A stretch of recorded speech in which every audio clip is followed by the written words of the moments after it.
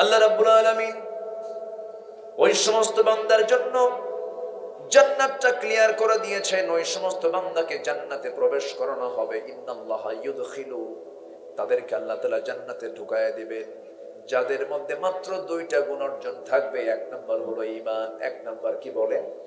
ঈমান। নাম্বার 2 হলো আমলে সালেহ, নেক আমল যার মধ্যে থাকবে, কোনো বদ আমল যার মধ্যে থাকবে না।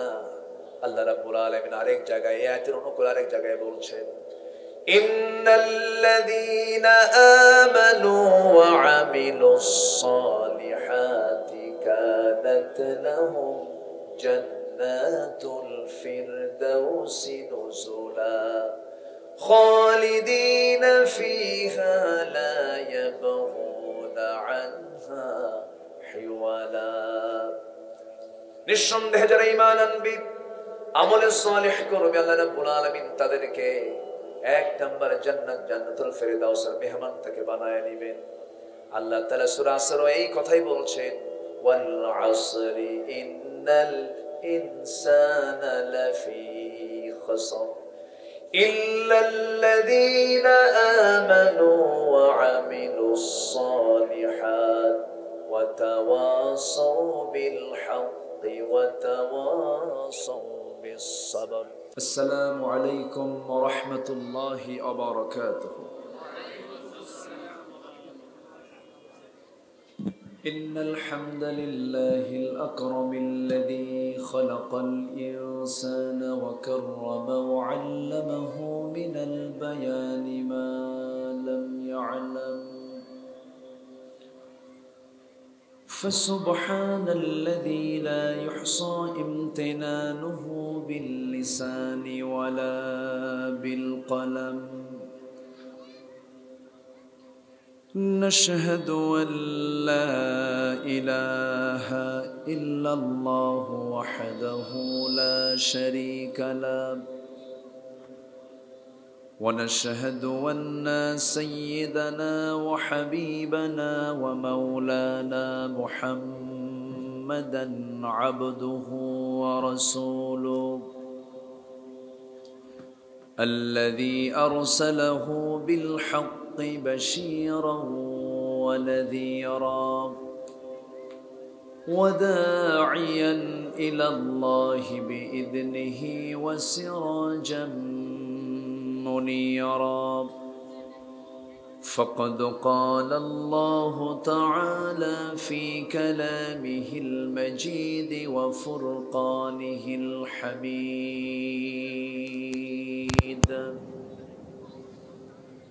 أعوذ بالله من الشيطان الرجيم،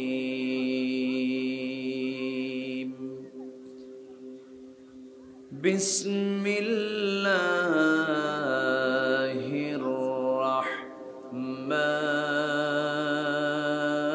الرحمن الرحيم. إن الله وملائكته يصلون على النبي يا أيها الذين آمنوا صلوا عليه وسلموا تسليما. اللهم صل على سيدنا مولانا محمد وعلى آل سيدنا।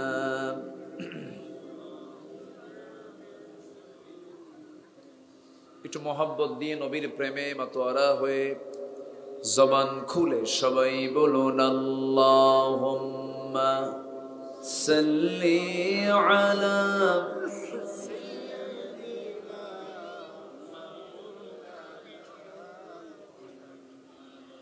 وعلى آل سيدنا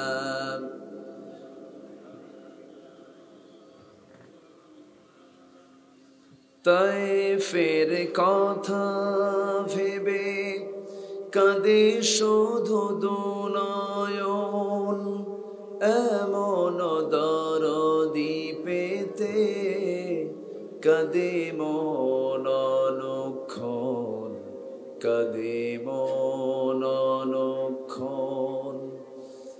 ওহুদে দাঁতহারা আহমদ যখন লৌহ মাখা কিয়ামতে উঠবে তখন, জিহাদ না করে কিভাবে দেখাবে তুমি চাঁদ চেহারা রূপে ওয়াতুল। আল্লাহুম্মা সাল্লি আলা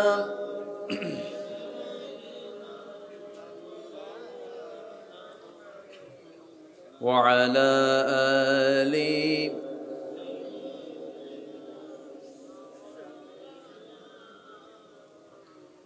সবাই বলুন বালাগাল উলা বিকামালিহি।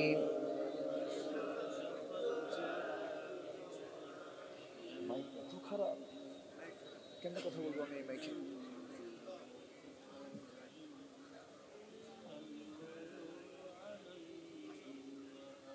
সূরতে ইউসুফ বিদারি হিকমতে লুকমান মা কারিয়ে কুরআন বারি ये दिले सादे माने मा बलगल उला बिकमालिही कशफत तुजा बिजमालिही हसनत जमीउ खिसालिही सल्लो।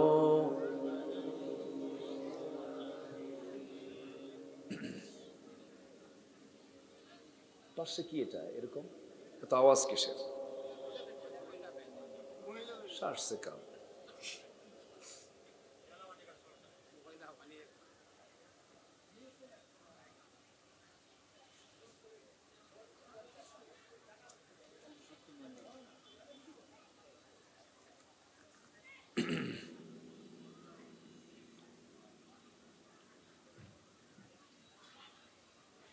দিনাজপুর জেলার বিরামপুর উপজেলার হাবিবপুর দারুল উলুম বালক বালিকা মাদ্রাসা মাহফিল ইন্তেজামিয়া কমিটি কর্তৃক আয়োজিত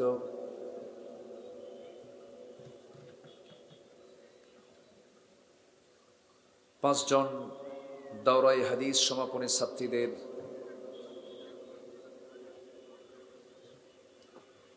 সম্মানী বোরখা প্রদান অনুষ্ঠান, সম্মানী অনুষ্ঠানে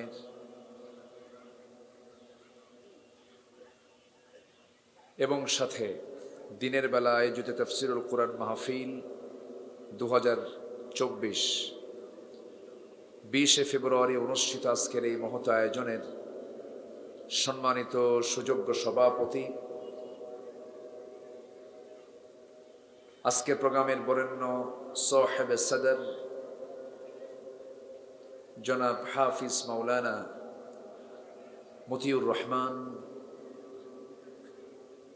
আজকের এই প্রোগ্রামের বরেণ্য প্রধান মেহমান জনাব মাওলানা আব্দুল ওয়াহাব সাহেব,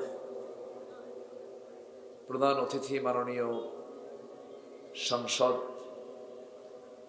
বিশেষ অতিথি মাননীয় মেয়র মহোদয়, আমার পূর্বে কথা বলেছেন নন্দিত আলেমে দ্বীন জনাব ইমরান হোসেন নোমানী, উপস্থিত হাজরাত উলামায়ে কেরাম, ফদলায়ে ইজম, সুশীল সমাজ,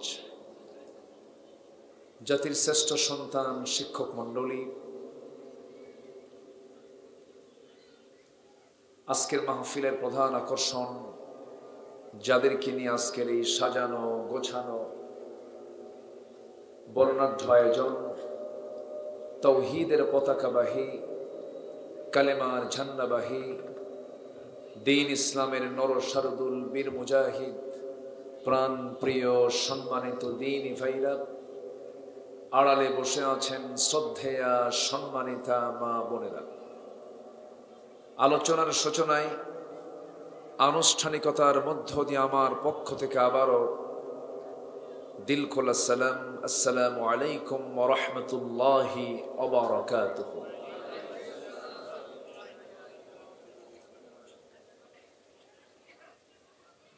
সবাই কেমন আছেন? যে আল্লাহ তাআলা আপনাদের দোয়ায় আল্লাহ তাআলা আমাকেও আপনার মতোই রেখেছেন, বলি আলহামদুলিল্লাহ। এইরকম কথা চললে তো ওয়াজ করে মুশকিল। এত কাছে দিয়েছেন কেন?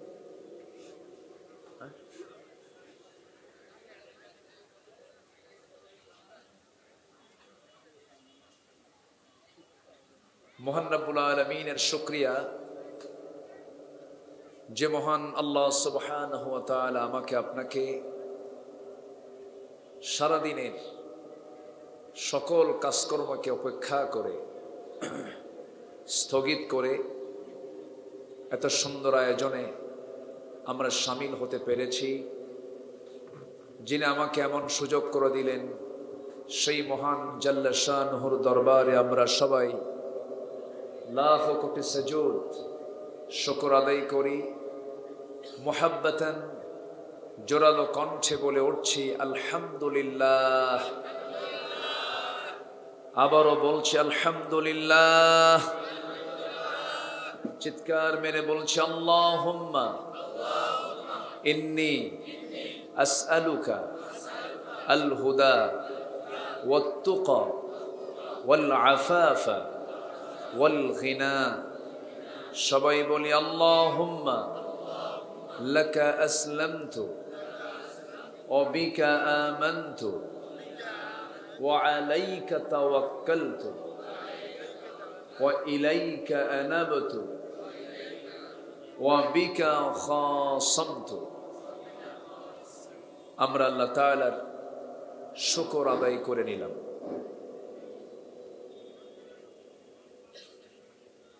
কি এটা কি? না আমি নেব না। এটা কি করবেন? এটা এত মেশিন কিসের? এত মেশিন এত অ্যাম্পলিফায়ার কিসের? দেখি দেখানোর জন্য নিয়ে আসছে না লাগানোর জন্য নিয়ে আসছে? লাগানো আছে কোথায়? কোথায় লাগাইছেন? কোথায়? কোন মাইক কোথায় এসেছে? ভিতরে কই আওয়াজ? ভিতরে নাই তো? ভিতরে নাই, বাইরে দিয়ে কি করবেন আপনি? হ্যাঁ, ভিতরে মাইক কোথায় আপনার? আশ্চর্য কথা। আপনি ভিতরে মাইক দিবেন না? হর্ন কোথায়? দুই কোণা থেকে দুইটা দিবেন।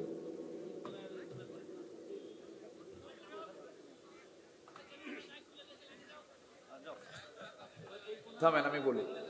আপনি এতগুলো মানুষ, এটা কি ইনডোরের প্রোগ্রাম? আপনি বক্স দিবেন কেন? বক্স দেন, সমস্যা না। সাথে মাইক কোথায়? তো মাইক দিবেন না ভিতরে? ভিতরে কই মাইক?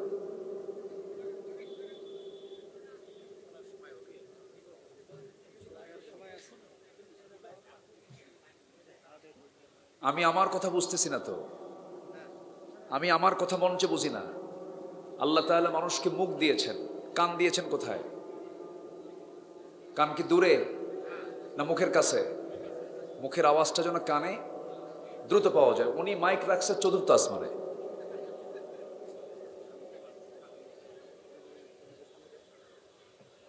একটা মাহফিলের প্রাণ হলো মাইক। এটা সেটিং বুঝতে হবে তো। মানুষ সবার কানে, আমার কানে, মঞ্চে যারা আছে সবার কানে যেন ভালোভাবে আওয়াজটা যায়। এটা কি করবেন? এটা কি? এটা কি? এটা কি? এটা দিলে কি হবে? বেশি হবে। কোথায় বেশি হবে? মাইকটা কোথায়? বক্সটা কোথায়? অত দূরে কেন? আপনার কান কোথায়? আপনার মুখের সাথে কান কোথায় আপনার?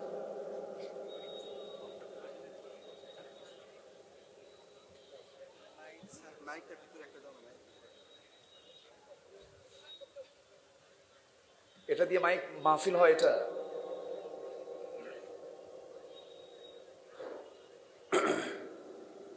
সম্মানিত হাজির, এটা কি করবেন? এটা সরান।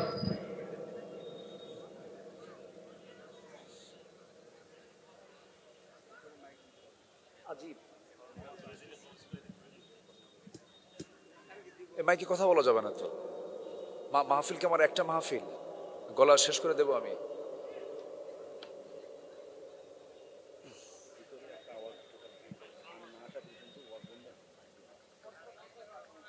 চতুর্দিক থেকে দুই কোণা থেকে দুটা মাইক দিবে, কাছ থেকে সবাই যেন শুনতে পায়।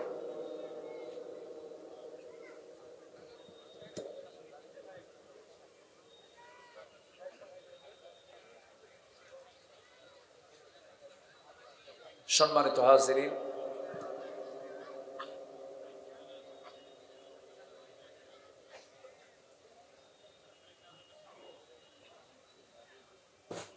খেলোয়াড় খুব ভালো, কিন্তু ফুটবলে পাম্প নাই, কি করবেন আপনি? ক্রিকেটার ভালো খেলে কিন্তু ব্যাট ফাটা। কৃষক খুব শক্তিশালী কিন্তু কাশি ধান নাই।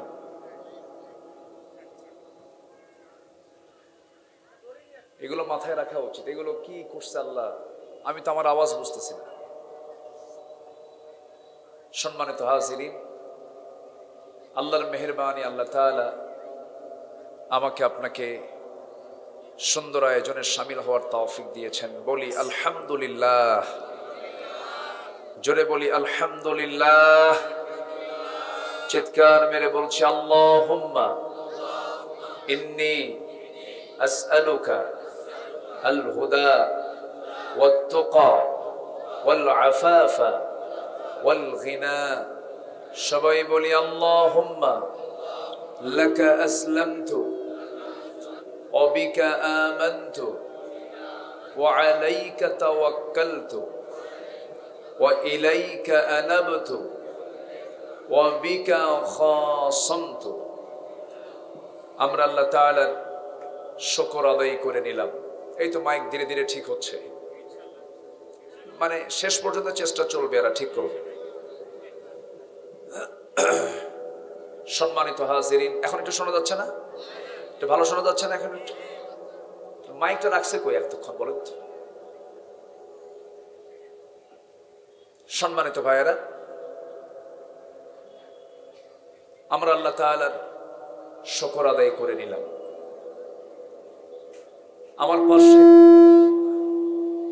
আমার পাশে যে মা বোন বসে আছেন, মেহেরবানি করে আমি তাদের কাছে করজোড়ে মিনতি জানাই, মেহেরবানি করে, এটা অন্য কোনো জায়গা নয়, এটা হলো কোরআনে কারীমের মাহফিল।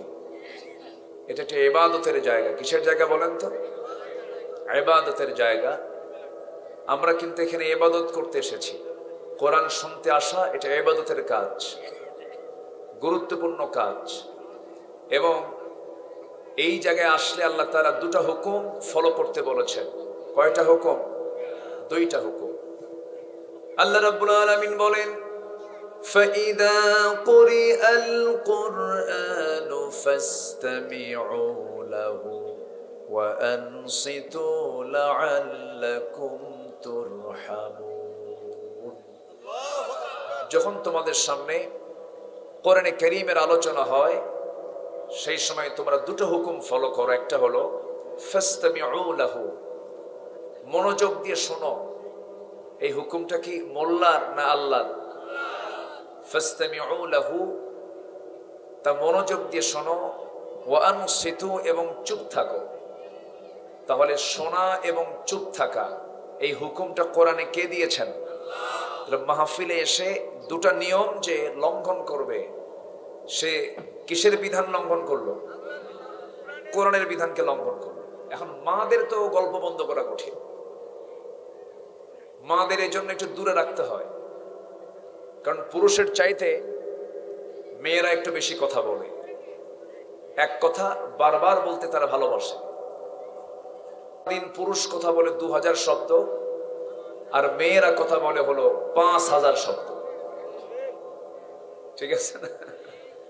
তো মেয়েরা কথা বেশি বলবে, এটাই স্বাভাবিক।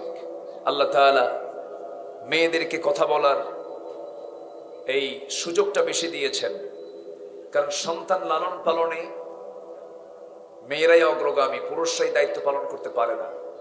আর বাচ্চা কাচ্চা লালন পালন করতে গেলে কথা কম বলতে হয় না বেশি বলতে হয়? একটা কথা বারবার বলতে হয়, বাবা শোনো, বাবা থামো, একটা কথা বারবার বারবার বলতে হয়। মার বিরক্তি নাই, মা বারবার বলতেছেন। কিন্তু এই সন্তান লালন পালনের দায়িত্ব যদি আল্লাহ তাআলা, মানে মাশাআল্লাহ, যদি আমরা দায়িত্ব পালন করতাম তাহলে কি অবস্থা হতো বলেন তো? বাচ্চা কোলে নিয়ে বলতাম, বাবা থাম, বাবা থাম। মা তো সারাদিন বলে, কিন্তু আমরা 3 বারের বেশি কি বলতে পারবো? বাবা থাম, বাবা থাম, থাম। কথা বলছেন নাই? এই ধমকের ঠেলায় মানে ধমকও খাইলো আবার আসারও খাবে। পুরুষ মানুষ কথা কম বলে, মেয়েরা একটু কথা বেশি বলে। এটা আল্লাহ তাআলা মেয়েদের জন্য লেবেল করে দিয়েছেন। কিন্তু মা, মাহফিলে এসে যদি আপনি কথা বলেন, তাহলে তো কোরআনের যে নির্দিষ্ট হুকুম, এটা লঙ্ঘন হয়ে যাচ্ছে।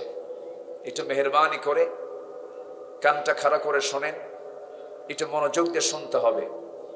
আমরা এই মুহূর্তে হয়ে আছি কার মেহমান? আসতে বলবেন না, কার মেহমান? আল্লাহর মেহমান। সম্মানিত ভাইরা, আমি আজকে এমন একটা সূরা থেকে আলোচনা করতে চাই যে সূরাটার নামই হলো সূরা মুহাম্মদ, সূরাতু মুহাম্মদ সাল্লাল্লাহু আলাইহি ওয়াসাল্লাম। আমার নবীর নামে এই সূরার নামকরণ করা হয়েছে। এই সূরার একটা আয়াত আমি আজকে মাথায় নিয়েছি, আমি কথা বলবো। ওয়ামা তাওফীকি ইল্লা বিল্লাহ আলাইহি তাওয়াক্কালতু ওয়া ইলাইহি উনীব। সেই মহান রবের প্রতি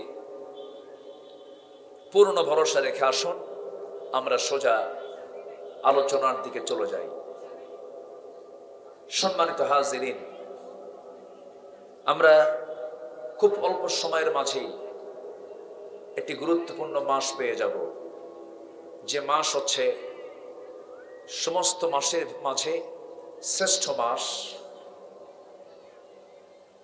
এবং যে মাসের শ্রেষ্ঠত্বকে আল্লাহ তাআলা এতটাই উচ্চকিত করেছেন, যে মাসে আল্লাহ তাআলা জান্নাতের দরজা খুলে রাখেন, জাহান্নামের দরজা বন্ধ রাখেন। অত্যন্ত বরকতে ঘেরা একটি মাস, সে রমজানটা খুব কাছাকাছি।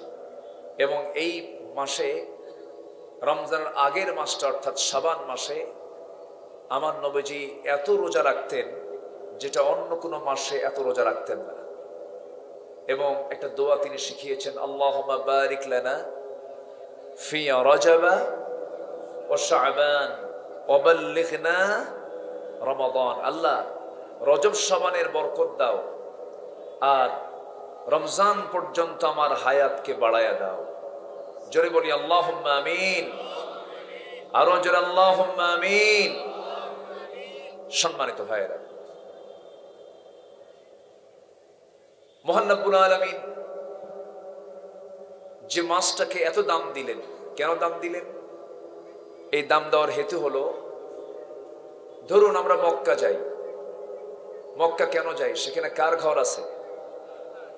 আসতে বলবেন না, কার ঘর আছে? আল্লাহর ঘর আছে। কাবা যদি না থাকতো আমাদের মক্কা যাওয়ার অত জরুরত ছিল না। কোথায় মাইক দিছেন? কোথায় মাইক? কাছ থেকে ডাইরেক্ট দেন, আমার কানে দেন, কানা দিয়ে দেন। হ্যাঁ, মক্কায় কেন যাই?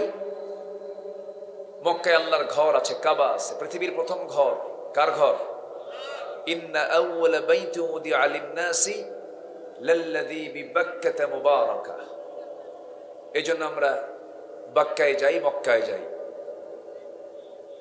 মদিনায় কেন যাই আমরা? সেখানে কি আছে বলেন? ওখানে শুয়ে আছেন কে? মুহাম্মদুর রাসূলুল্লাহ, মুহাম্মদুর রাসূলুল্লাহ। খুব শক্তি লাগতেছে, এত শক্তি দিয়ে কথা বলা যায় না। আমি বছরে এরকম মাইক পাইনি, এত শক্তি দিয়ে কথা বলা যায় না তো। সম্মানিত ভাইয়েরা, মদিনায় আমার নবীজি শুয়ে আছেন। নবীজি যেখানে শুয়ে আছেন সেই জায়গাটার নাম কি বলেন তো? না, ওটাকে আমরা কি বলি? বলেন। রাউদাতুম মিন রিয়াদিল জান্নাহ, এটা তো আলাদা। রাসূল বলেছেন আমার ঘর এবং ওই মিম্বার এর মাঝে হলো এই জায়গাটা হলো রাউদাতুম মিন রিয়াদিল জান্নাহ, জান্নাতের টুকরা। কিন্তু আমার নবী যেখানে শুয়ে আছেন সেই জায়গার নাম কি এখন বলেন? কবর। কবর না, নাকি অন্য কিছু বলেন? আমার দেশে যখন কোনো বিশেষ কোনো মানুষ মারা যায় তখন আর কবর থাকে না, তখন হয় মাজার শরীফ। কি হয়? মাজার। অমুকের মাজার, অমুকের মাজার।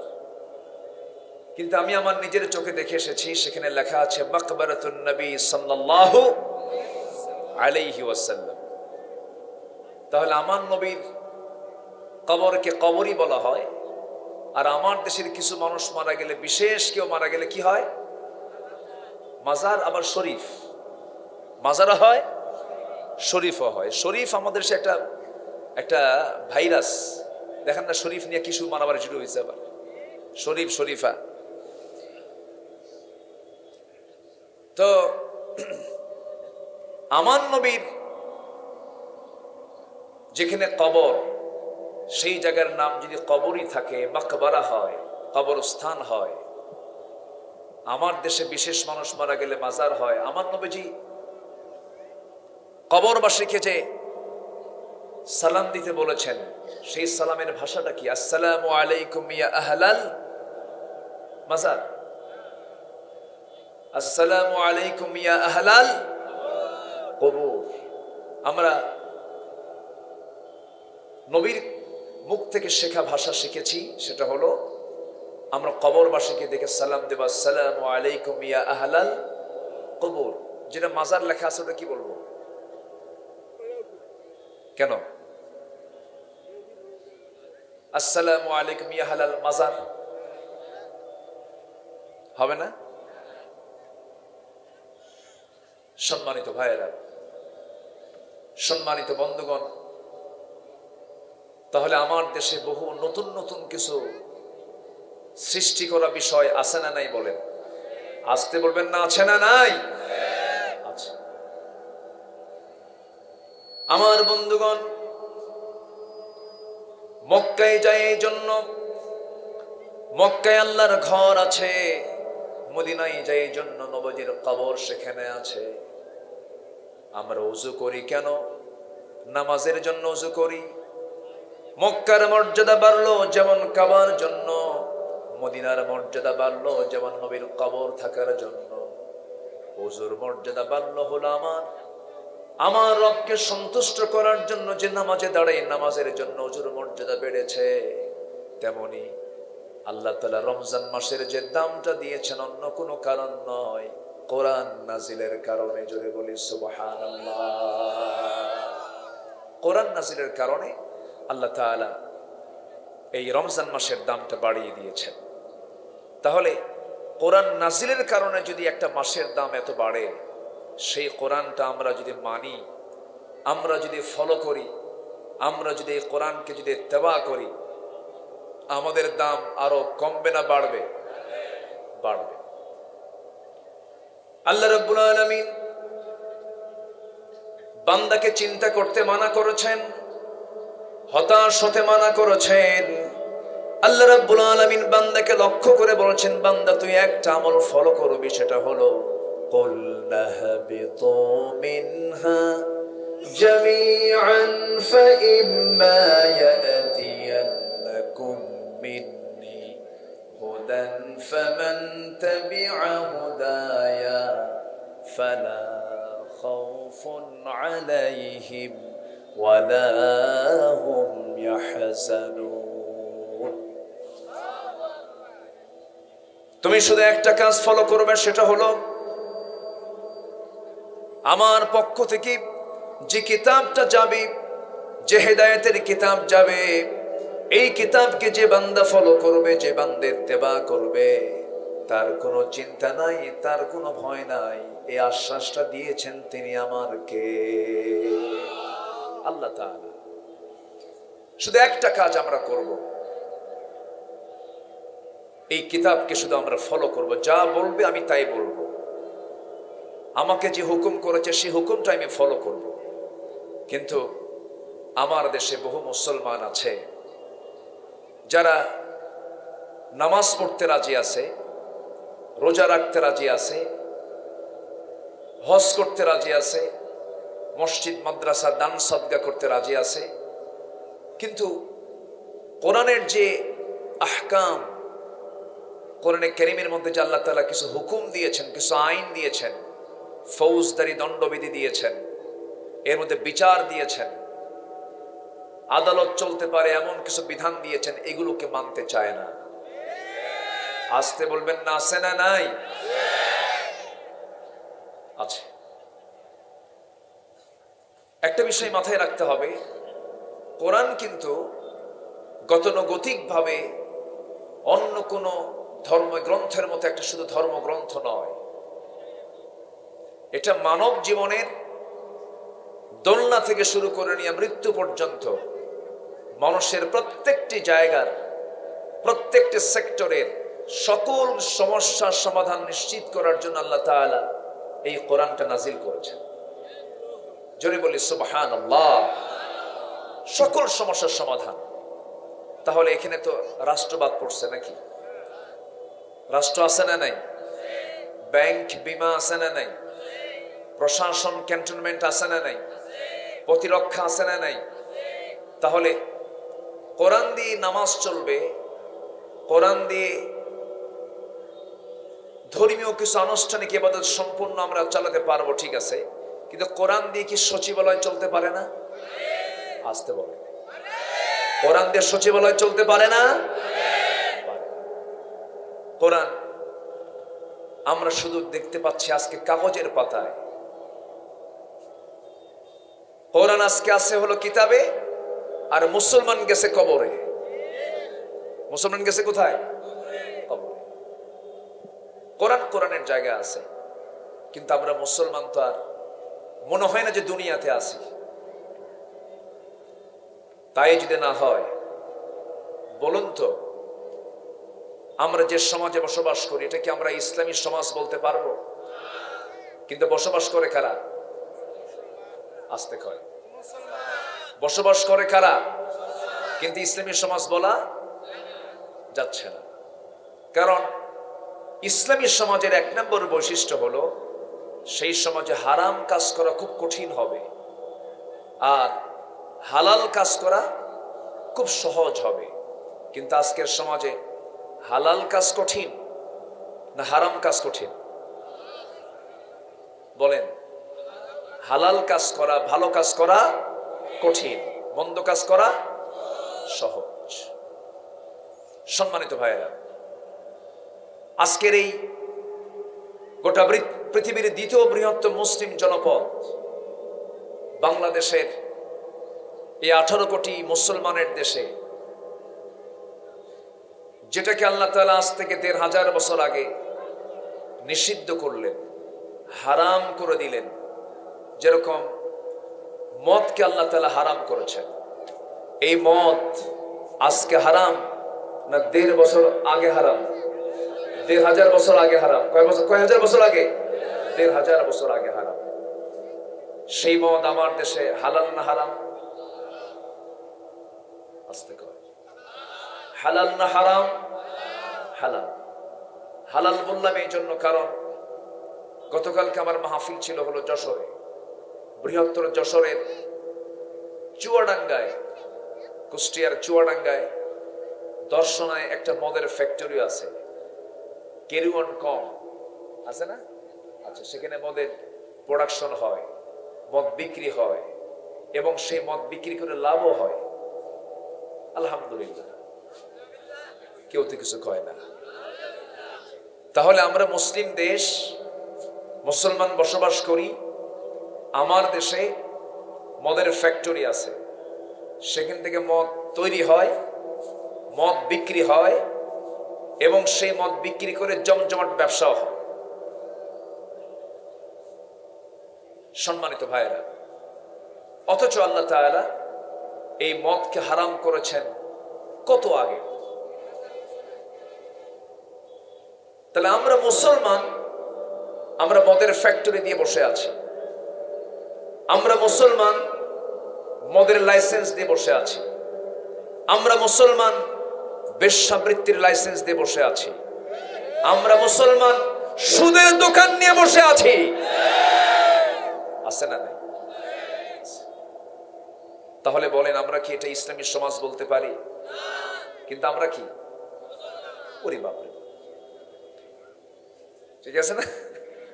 আমরা কিন্তু মুসলমান।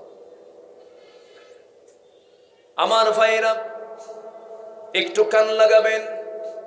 সূরাত মুহাম্মদ আয়াত নাম্বার 12, আল্লাহ রাব্বুল আলামিন এই জায়গায় জান্নাত কারা পাবে, জাহান্নাম কারা পাবে, একদম সুন্দর করে ক্লিয়ার করে কথাটা বলে দিয়েছেন।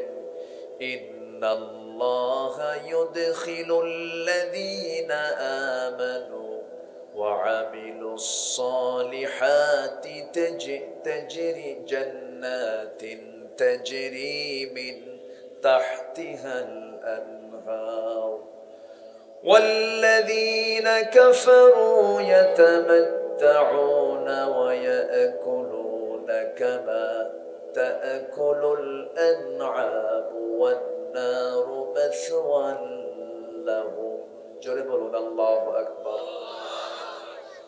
আল্লাহ রাব্বুল আলামিন ওই সমস্ত বান্দার জন্য জান্নাতটা ক্লিয়ার করে দিয়েছেন, ওই সমস্ত বান্দাকে জান্নাতে প্রবেশ করানো হবে। ইন্নাল্লাহা ইউদখিলু, তাদেরকে আল্লাহ তাআলা জান্নাতে ঢুকায়া দিবেন যাদের মধ্যে মাত্র 2টা গুণ অর্জন থাকবে। 1 নাম্বার হলো ঈমান। 1 নাম্বার কি বলেন? ঈমান। নাম্বার 2 হলো আমলে সালেহ, নেক আমল যার মধ্যে থাকবে, কোনো বদ আমল যার মধ্যে থাকবে না। আল্লাহ রাব্বুল আলামিন আরেক জায়গায়, এই আয়াতের অনুকূল আরেক জায়গায় বলছেন, ইন্নাল্লাযীনা আমানু ওয়া আমিলুস সালিহাতি কানাত লাহুম জান্নাতুল ফিরদাউসি নুজুলা খালিদিনা ফিহা লা ইয়াবগুনা আনহা হিওয়ালা। নিঃসন্দেহে যারা ঈমান আনবে, আমলে সালেহ করবে, আল্লাহ রাব্বুল আলামিন তাদেরকে 1 নাম্বার জান্নাত, জান্নাতুল ফিরদাউসের মেহমান থেকে বানায় নেবেন। আল্লাহ তাআলা সূরা আসর এই কথাই বলছেন, ওয়াল আসরি ইন্নাল ইনসানা লাফি খুসর ইল্লাল্লাযীনা আমানু ওয়া আমিলুস সালিহাত ওয়া তাওয়াসাউ বিল হাক্কি ওয়া তাওয়াসাউ বিস সাবর।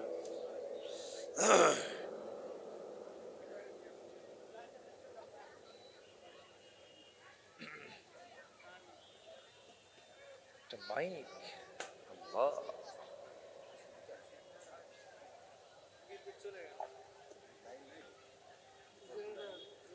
এত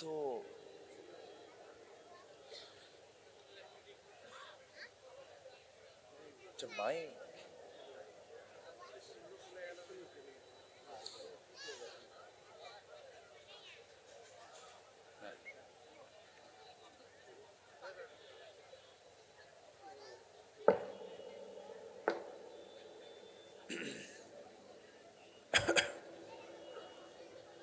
ভাইজান ওঠেন কেন? এই যে তাকাই না। সমস্যা কি? বসেন। কষ্ট পাচ্ছেন আপনারা? আলোচনা চালাই, জোরে বলি ইনশাআল্লাহ। বিদ্যুৎ চলে গেছে, আবার বিদ্যুৎ নাই, মেশিন দিয়ে চালু হচ্ছে। দোয়া করেন আল্লাহ যেন ঠিকঠাক মতো মেশিনগুলো ঠিক রাখেন। জোরে বলি আল্লাহুম্মা আমিন। জি, নামাজ পড়েন তো নাকি? জোর নামাজ পড়ছেন? পড়ে নাই। বেশি ওয়াজ শোনে কে বলেন তো? মাইকলে শোনে না বেশি ওয়াজ? নামাজ পড়ে নাই জোরে। নামাজ পড়া দরকার আছে না? জি, আমরা মাইকলার জন্য দোয়া করি, আল্লাহ তুমি তাকে আগে ভালো করো, আরে নামাজি বানাও। জোরে বলি আমিন। সম্মানিত ভাইয়েরা, আমার দিকে তাকান। তাহলে আমাদের দুটা কাজ, একটা হচ্ছে ঈমান ঠিক রাখা, আরেকটা হচ্ছে আমল কি রাখা? ঠিক রাখা। কোন আমল? বদ আমল না নেক আমল? বদ আমল না নেক আমল? মদের দোকান দেওয়া কোন আমল? সুদের কারবার করা কোন আমল? বলেন। জেনার কারবার করা কোন আমল? বউ যদি স্বামীকে রান্না বান্না করে খিলায় তাহলে বলে যেটা গোলামি। এটা কি? গোলামি। আর ওই মহিলা বিমানের ক্রু হয়ে, বিমানবালা হয়ে দুনিয়ার পুরুষকে খাবার খাওয়াবে, ওটা হলো সার্ভিং করা। ওটা কি করা? সার্ভিং করা। তাহলে পরপুরুষকে খাওয়া হলো সেবা, আর বউকে খাওয়ানো হলো কি? স্বামীকে খাওয়ানো কি? গোলামি। এগুলো কি ভালো আমল না বদ আমল? ভালো আমল না খারাপ আমল? খারাপ আমল। আচ্ছা, স্বামী এবং স্ত্রী এরা হচ্ছে একমাত্র বন্ধু, তাই না? এদের চাইতে আর বৈধতা পৃথিবীর কোথাও কি আছে? স্বামী স্ত্রীর সম্পর্ক ছাড়া অন্য কোন নারী পুরুষের সম্পর্ক কি ইসলাম এলাও করে না? তাহলে যেই যে ভিন্ন জগৎ, অন্য জগৎ, আর কি আছে? দুঃস্বপ্ন, সুস্বপ্ন, এই যে আছে গে, এইগুলোতে যায় কারা? স্বামী বউ যায় বেশি।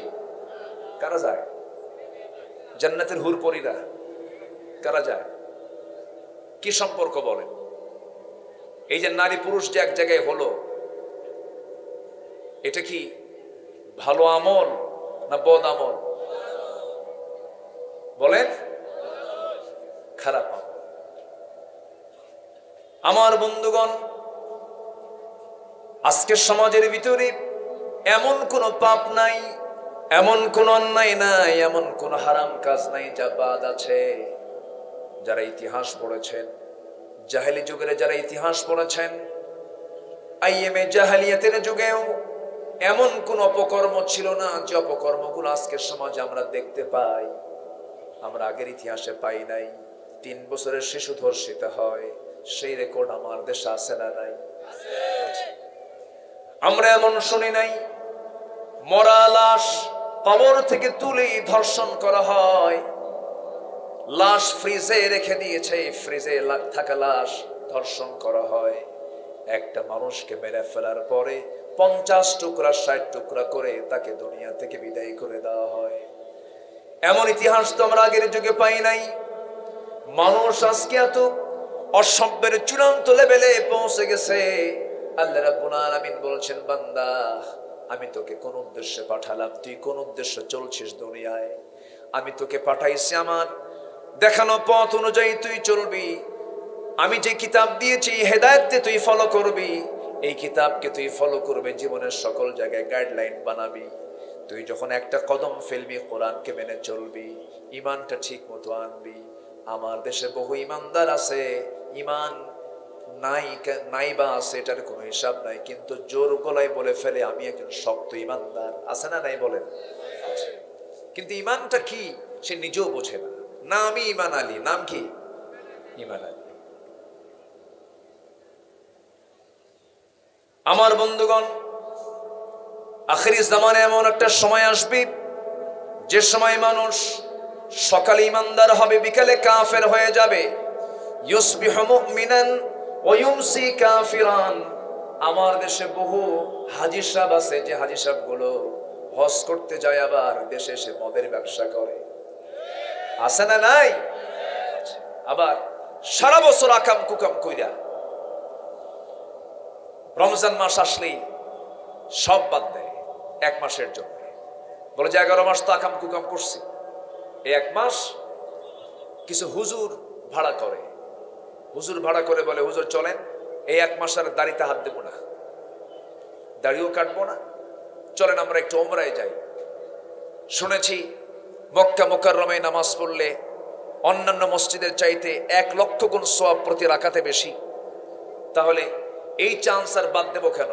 11 মাস তো নামাজ পড়ি না, অন্তত এটা দিয়ে একটু আগায় নেই। হুজুর ভাড়া করে নিয়ে চলে গেল।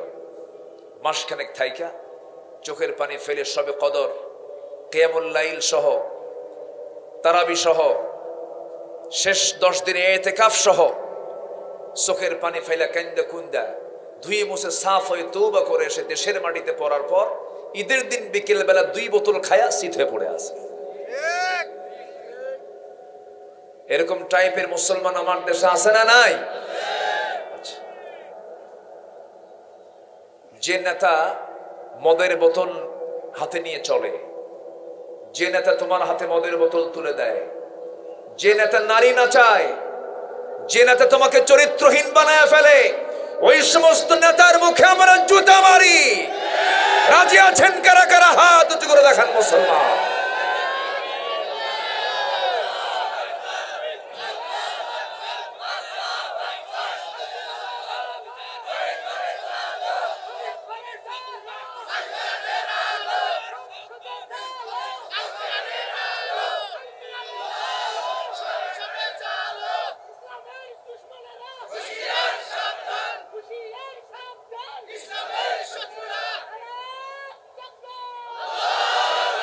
ফলে যারা মদ খায় নামাজ পড়ে, যারা সুদ খায়া নামাজ পড়ে, ওদের পরিচয় সমাজে রাখা দরকার মদখোর মুসল্লি অমক, ঠিক কিনা?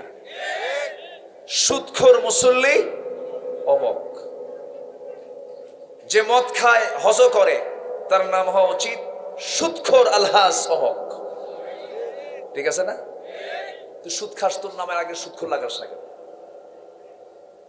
সম্মানিত ভাইয়েরা, সম্মানিত বন্ধুগণ, আল্লাহ তাআলা বলছেন তুমি হারাম কাকে ছাড়ো, হারাম কাকে বর্জন করো, এটা তোমার সবচেয়ে বড় চ্যালেঞ্জ। কূপের মধ্যে বিড়াল পড়ে মরে আছে, এখন কূপের পানি আপনি যদি খেতে চান, কূপের পানি যদি পরিষ্কার করতে চান, আগে পানি তুলতে হবে না মরা বিড়াল তুলতে হবে?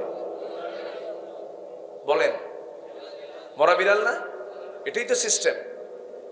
আগে মৃত প্রাণীটা আপনাকে উঠাবেন কূপ থেকে, এরপর আপনি ওই মরা বিড়ালের গন্ধ দূর করার জন্য আপনি 100 বালতি, 200 বালতি, 300 বালতি পানি তুললেন। এরপরে হয়তো কূপের পানি পরিষ্কার হয়ে গেল, কিন্তু আপনি ওই কূপের ভিতরে মরা বিড়াল রেখে দিয়ে যদি কূপের সমস্ত পানি যদি তুলে ফেলেন, কূপ কি নাপাক মুক্ত হবে নাকি? হবে? হবে না। ঠিক তেমনি আজকে সমাজের ভিতরে মদের দোকান, সুদের কারবার, জেনার কারবার সব কিছু রেখে দিয়া আপনি যদি কিয়ামত পর্যন্ত ওয়াজ মাহফিল চালায়া যান, কখনো সমাজ থেকে আপনি পাপ দূর করতে পারবেন না।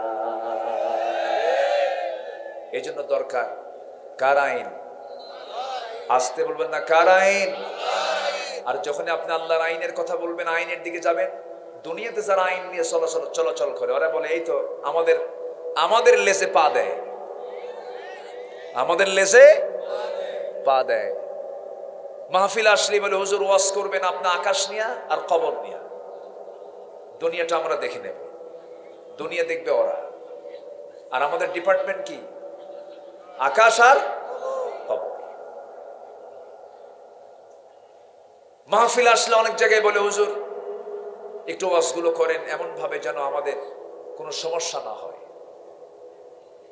যেন রাজনীতি মুক্ত আলোচনা হয়, এরকম করলে একটু ভালো হয়। কিন্তু আমার কাছে তো মনে হয় কি জানেন, আমি কোরআনে কারিমের প্রত্যেকটা পৃষ্ঠায় আমি রাজনীতির গন্ধ খুঁজে পাই। এমন কোন পৃষ্ঠা নাই যে পৃষ্ঠায় রাজনীতি নাই। কিন্তু রাজনীতিকে আমরা নোংরা বানাইছি, রাজনীতিকে মিথ্যার জায়গা বানিয়েছি, ভোট কেন্দ্রে ভোট মানুষই নাই, ঠিক কিনা? মানুষই নাই, আমরা মিথ্যা বানিয়ে নিয়েছি। আমরা কষ্ট পাচ্ছেন নাকি আপনারা? আপনারা একটা কিছু ঘটাবেন, আমরা বলতে পারবো না, এটা কেমন কথা? কিছু তো বলতে দিবেন আমাদের। কারণ থামেন, কারণ একটা স্বাধীন দেশের গণতান্ত্রিক রাষ্ট্রের বৈশিষ্ট্য হলো সরকার ভুল করবে, জনগণ সেই ভুল ধরে দেবে। জনগণকে ভুল ধরে দেওয়ার স্বাধীনতা থেকে, জনগণকে ভুল ধরে দেওয়ার স্বাধীনতায় যারা হস্তক্ষেপ করে তারাই হলো সবচাইতে বড় স্বৈরাচার, ঠিক কিনা? সম্মানিত ভাইরা, সম্মানিত বন্ধুগণ, আমাদেরকে চোখ কান খুলে থাকতে হবে। ইমানদার ঘুমানোর জাতি না। আজকে আপনি চুপ থাকবেন, কালকে আরো বড় ক্ষতি হবে। কালকে চুপ থাকবেন, তারপরের দিন আরো বড় ক্ষতি হবে। সম্মানিত ভাইয়েরা, আজকের যুব সমাজ শেষ ধ্বংসের দিকে। সবার হাতে মাদক দ্রব্যগুলো সহজে পৌঁছায় দিতে পেরেছে তারা। শিক্ষা শরীফ থেকে শরীফা। শিক্ষা কি? শরীফ থেকে শরীফা। ক্লাস 10-এর সিলেবাসের সামাজিক বিজ্ঞান বইয়ে, সামাজিক বিজ্ঞান বইয়ের ভিতরে ফিলিস্তিনের মানচিত্র না দিয়ে ইসরায়েলের মানচিত্র দিয়েছে। আমরা কি ফিলিস্তিনের লোক না ইসরায়েলের লোক? আমাদের বন্ধু কারা? ইহুদি না মুসলমান? তো অবৈধ ইসরায়েলের মানচিত্র কেন আমার দেশের শিক্ষার সিলেবাসে? কথা আছে না নাই? আচ্ছা, এখান থেকে প্রমাণ হয় কিছু নাস্তিক, ঘাপটি মারা কিছু বদমাইশ যে আমাদের সবার দুশ্মন, আছে না নাই? এরা আছে না? এরা আছে। সমকামী থেকে প্রমোট করছে। সমকামিতা হোমোসেক্স, অর্থাৎ পুরুষ পুরুষকে বিয়ে করবে। বাচ্চা হবে? আস্তে কয়, বাচ্চা হবে? হবে না। নারী নারীকে বিয়ে করবে, বাচ্চা হবে? তাহলে এই সম্পর্কের ভিত্তি কি? এই যে বিকৃত যৌনাচার, যা কুত্তার মধ্যেও নাই, যা শুয়ারের মধ্যেও নাই। আমেরিকা, ইউরোপের বহু দেশে সমকামিতাকে আইন আকারে পাশ করেছে। ভারতেও চেষ্টা চলছে। কি সমস্যা কি?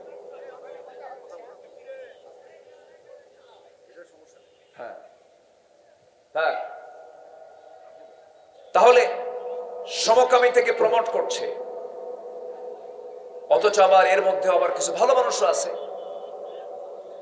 ব্রিটেনের প্রধানমন্ত্রী, প্রেজেন্ট ওয়ার্ল্ডের এই বর্তমান বিশ্বের যে ব্রিটেন, ইউকে, ইউনাইটেড কিংডম, ইংল্যান্ডের প্রধানমন্ত্রী ভারতীয় বংশোদ্ভূত ঋষি সোনাক। তিনি বলেছেন, a man is a man, A women is a women, that's just a common sense. একটা পুরুষ একটা পুরুষ, একটা নারী একটা নারী, এটা বোঝার জন্য বুদ্ধিজীবী হওয়া লাগে না, কমন সেন্সই যথেষ্ট। সম্মানিত ভাইয়েরা, আমার দেশের কিছু সমকামিতার ধ্বজাধরীরা, ওরাও চাচ্ছে এই দেশকে সমকামীর, এটা সমকামিতাকে কেমনে প্রমোট করা যায় এর জন্য জোর চেষ্টা চালাচ্ছে একটা কুচক্রী মহল। আমাদের সতর্ক থাকার দরকার আছে না নাই? আসতে বলবেন না, আছে না নাই? এগুলো নেকামল না বদামল? এগুলো কি নেকামল না বদামল? বদামল। সমকামিতার ফলাফল কি? আল্লাহ তাআলা কওমে লূতকে একদম মাটির সঙ্গে গেড়ে দিয়েছেন। ফি আদনাল আরদ, বর্তমান পৃথিবীর ডেড সি এলাকা, জর্দানের সেই লোহিত কি বলে মৃত সাগর ডেড সি এলাকা আল্লাহ তাআলা ওই জমিন থেকে গেড়ে দিয়েছেন। কেন? ওই এলাকার অধিবাসী তারা সমকামী ছিল। এই সমকামিতার কারণে আল্লাহ তাআলা ইনস্ট্যান্ট তাদেরকে ধ্বংস করে দিয়েছেন।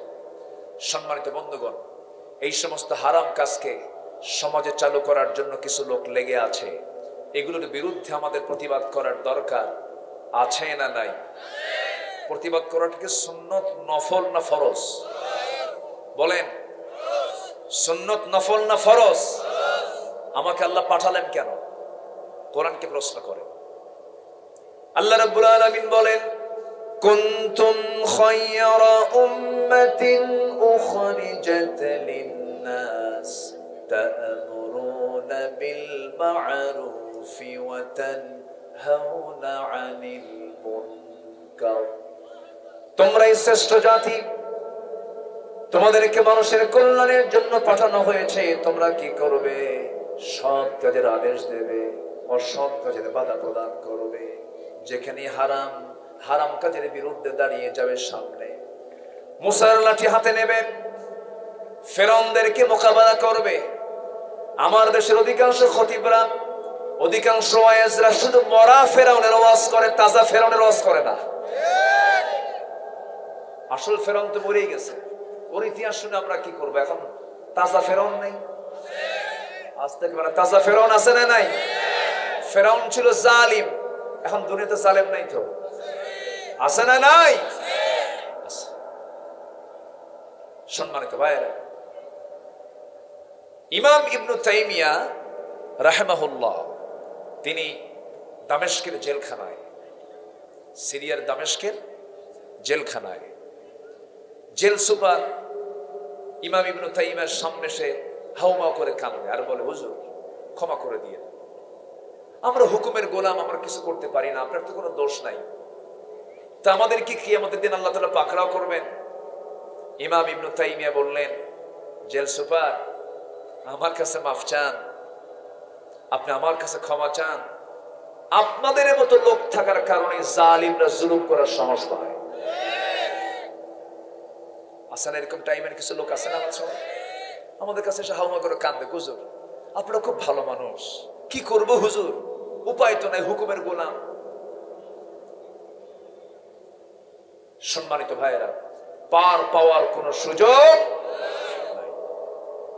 সৈয়দ আহমদ ইবনে হাম্বল বাগদাদের জেলখানায়, তাকেও প্রশ্ন করা হয়েছে। আহমদ ইবনে হাম্বল বললেন, হাসতে হাসতে ফাঁসির মঞ্চে যাব, বাতিলের সামনে মাথা নত করব না। ইমাম মালিককে মেরে মেরে রক্তাক্ত করে দেওয়া হয়েছে। আবু হানিফা রাহমাতুল্লাহ আলাইহির মৃত্যু হয়েছে জেলখানায়। আমার দেশের কোরআনের পাখির মৃত্যু হয়েছে জেলখানায়। ইসলাম এমনি এমনি আসবে না। ইসলামকে জমিনে কায়েমের জন্য বুকের তাজা রক্ত ঢেলে দিতে হবে। মুসলমান রাজি আছেন কারা কারা? হাত উঁচু করে দেখা।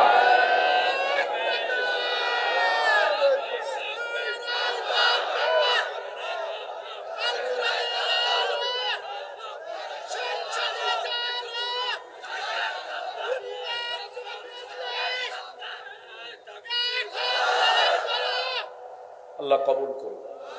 জোরে বলি আমিন, আরো জোরে আমিন। আমার দিকে তাকান। তাহলে যে ঈমান হকের পক্ষে কথা বলে না, এটা কি ঈমান না বেঈমান? যে ঈমান হারামকে বন্ধ করার জন্য চেষ্টা চালায় না, সেটা কি ঈমান না বেঈমান? বেঈমান। সে ঈমানদার হতে পারে না। মদ আজকে অ্যাভেলেবেল হয়ে গেছে। নাইট ক্লাবে গিয়ে যারা সারা রাত মদ খায় আর আড্ডা মারে, এখানে কোনো মুফতি যায়? এখানে কোনো মাওলানা যায়? এখানে হাফেজা কোরআন যায়? কারা যায় বলেন?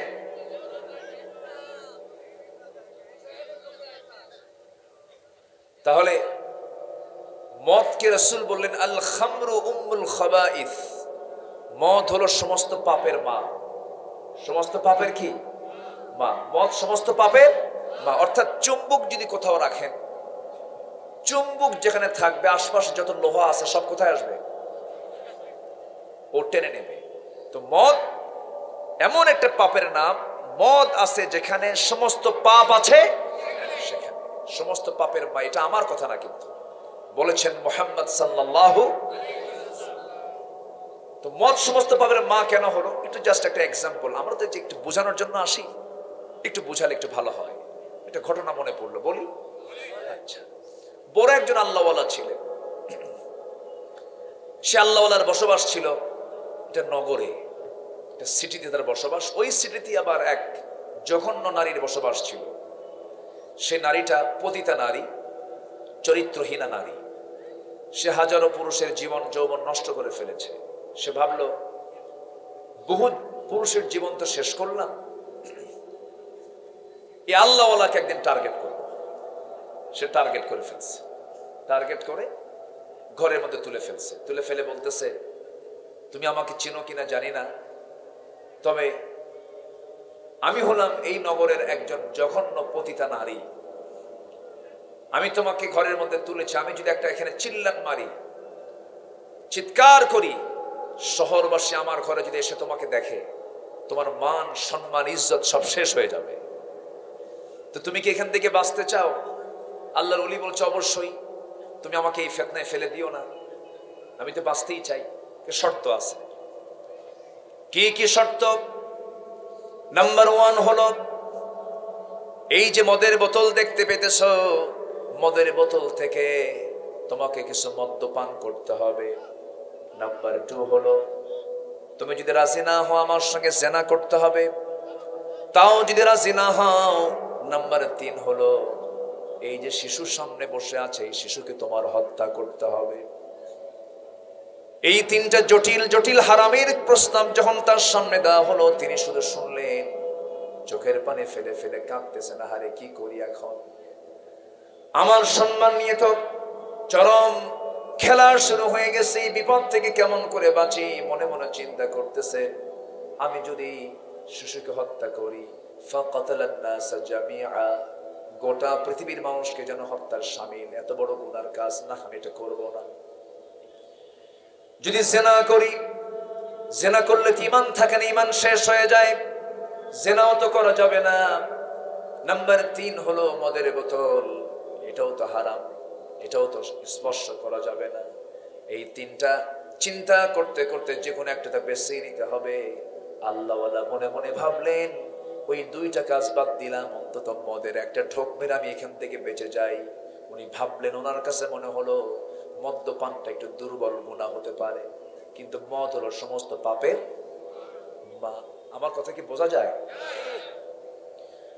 আমার ভাইয়েরা, মদ্যপান কেন হারাম, কি জন্য হারাম? মদ যে বানানো হয়, মদের যে সোর্স, আপনি আঙ্গুর খাবেন, আঙ্গুর খান, আঙ্গুর খেতে কোনো বাধা নাই, কিন্তু আঙ্গুরকে আপনি পচায় রেখে খাবেন, এটা খাওয়া যাবে না।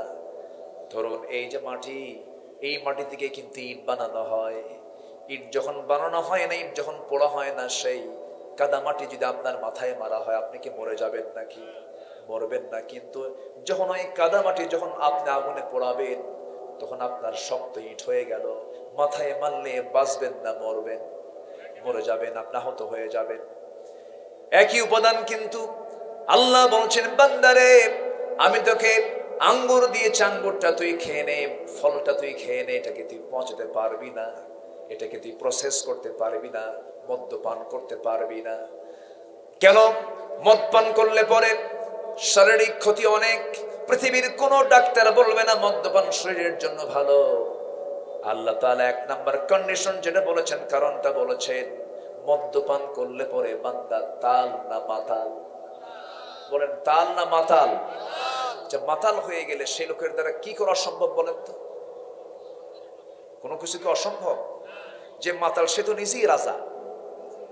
যখন মাতাল হয় ও কি কয়, আমি রাজা। ওকে আসলেই রাজা? বলেন তো, ওকে আসলেই রাজা? রাজা না, ও তো মহারাজা হয়ে বসে থাকে। আর প্রজা যদি রাজা হয় মদ খায়া, তাহলে বলেন তো নিরাপদ না বিপদ? বিপদ।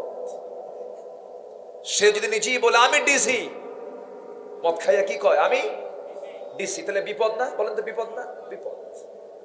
এক মদারু মদ খায়া রাত 3টার দিকে বাড়িতে আসছে, দরজায় নক করছে, দরজায় নক করে বলতেছে, দরজায় নক করে ডাকতেছে, এই দরজা খোল। বউ টের পাইছে রাত 3টার দিকে আসা মানে ও কিছু খাইছে, কারণ বউ তো জানে তার স্বামী কেমন। এই পৃথিবীতে সবচেয়ে শ্রেষ্ঠ সার্টিফিকেট কি জানেন? শ্রেষ্ঠ সার্টিফিকেট হলো যে স্বামী তার বউয়ের কাছ থেকে চরিত্রের সার্টিফিকেট নিতে পেরেছে, আলহামদুলিল্লাহ বলেন। এবং যে স্ত্রী তার স্বামীর কাছ থেকে চারিত্রিক সনদ নিতে পেরেছে। অর্থাৎ যদি কোনো স্বামীর বউ যদি বলে, কোনো ব্যক্তির বউ যদি বলে আমার স্বামীটা খুব ভালো, আল্লাহ বলবেন ওই বান্দা আমার কাছে ভালো। একটু আস্তে কর সুবহানাল্লাহ। আমি কি আলোচনা চালাবো? যদি কোনো স্বামী বলে আমার বউটা খুব ভালো, আমার আল্লাহ বলেন ওই বান্দিটাও আমার ভালো। যেরকম সুবহানাল্লাহ। কারণ পাবলিকের কাছে আসলে আসল চরিত্র টের পাওয়া যায় না। যখন মঞ্চে আসে, দেখেন না কিছু কিছু অতিথিরা আসে মঞ্চে, মাথায় টুপি আর সাদা কাপড় চোপড়, মনে হয় তার ড্রেস এবং তার কথা শুনে মনে হয় আসমান থেকে এখনই ফেরেশতা জিবরাইল চলে আসছে, এরকম মনে হয় না? কিন্তু ও মদ খায় না গাঁজা খায়, ওর চরিত্র ঠিক না লুজ, এটা বলতে পারে বাড়ির কে? কথা বোঝেন নাই? ও বলতে পারে। এটা কত বোতল মদ খায়, এটা বউটা বলতে পারে। এই জন্য রাসূল বলেছেন আমি আমার স্ত্রীদের কাছে ভালো, তোমরা তোমাদের স্ত্রীদের কাছে ভালো হও। বলি আলহামদুলিল্লাহ। দেখবেন অনেকে বাইরে খুব সুবিশাল, এত সুন্দর আচার আচরণ, কিন্তু এত বদমেজাজি। এই বদমেজাজি এটা বোঝে বাইরের লোক না ভিতরের লোক? ভিতরের লোক। সবাই কয় এই লোকটা খুব বুজুর্গ, বউ কয় বুজুর্গ। কি কথা বলছেন? এই জন্য সবার কাছে ভালো হওয়ার আগে আমরা আগে ভালো হব কার কাছে? বউয়ের কাছে। এই যাদের বউ নাই তোমরা কি কও? তোমার কার কাছে ভালো ভাই? বউ বউ করতেছো কেন এখন? হ্যাঁ, বিয়ের পরে। হ্যাঁ, বিয়ের পরে বলবো, এখন তো চুপ করে থাকতে হবে। ও কয় বউয়ের কাছে তালে মারছে। আমার নবীজি কি সুন্দর কনসেপ্টটা দিয়েছেন দেখেন। বউ হচ্ছে ইমানের পাহারাদার। আপনি স্ত্রীকে সাথে নিয়ে যাবেন, আপনার চোখ হেফাজতে থাকবে, আপনি সব দিক থেকে নিরাপদে থাকবেন। আমার রাসূল কোথাও গেলে লং সফর হলেই একা যেতেন না, সাথে নিতেন তার স্ত্রী, সাথে নিয়ে চলে যেতেন। এমনকি উহুদের যুদ্ধেও নিয়ে গেছেন, তাবুকের প্রান্তরে নিয়ে গেছেন, সব জায়গায় নিয়ে চলে গেছেন আমার রাসূল স্ত্রীকে। এমনকি একবার হজ করেছেন রাসূল জীবনে, একবার হজ। সেই হজের সফরেও আমার নবীজি আম্মা জান আয়েশাকে সাথে নিয়ে চলে গেছেন। এবং ইহরামের কাপড় পরার আগে তিনি সহবাস করে ফরজ গোসল সম্পূর্ণ করে এরপরে ইহরামের কাপড় পরেছেন। বউকে সাথে নিয়ে যাওয়া হলো ঈমান রক্ষার বিশাল একটা মাধ্যম। বউর সাথে নিয়ে যাচ্ছেন আপনি, আপনি বউকে পাশে রেখে অন্য কোনো মহিলার দিকে চায় থাকতে পারবেন?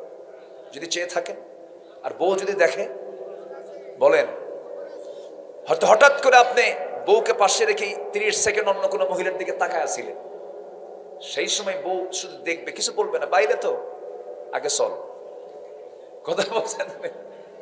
বাড়িতে যাওয়ার পর হয়তো ডাকতেছেন, সুইটি এইদিকে আয় তো। এ কিসের সুইটি তোমার? ছায়া থাকো আরেক দিকে। এটাই।